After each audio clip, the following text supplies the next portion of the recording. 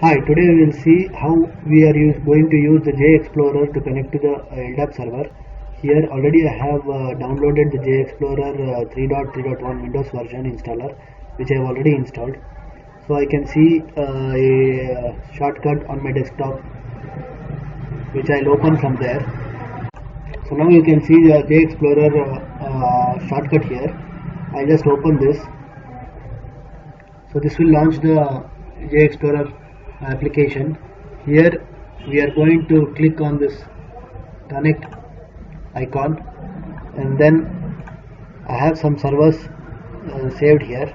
So if I click on this, the IP of the host where this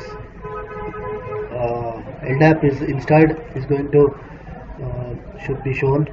Then I don't want any user ID or password. I'll just select anonymous and then click on OK. So now you can see all the groups, users which are present in the LDAP. So this is how we are going to connect to the server without any LDAP server without any password.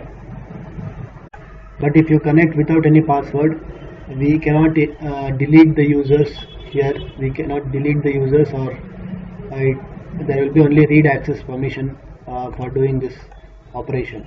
Suppose you want to delete this, the delete operation will modify the directory. So you click continue.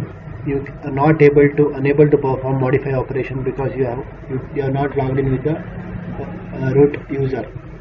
So for deleting any user from the LDAP server, you need to disconnect from this and again log in with the user ID password.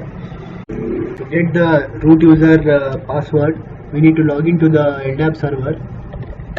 Then etc open LDAP sldap.conf file. You need to open this file. So here you can see the root DN, which is the login username, and the password which is defined in this file. Just copy both of these and go. Now you can go to the JExplorer and give the password here and then give OK. So now you can see that the JExplorer is able to log into the LDAP server using the password. So now we can delete the users and there will be no permission issues, and this will be now this will not be in a read-only mode. So this is how we can use JExplorer to connect to any LDAP server without any password or using any passwords.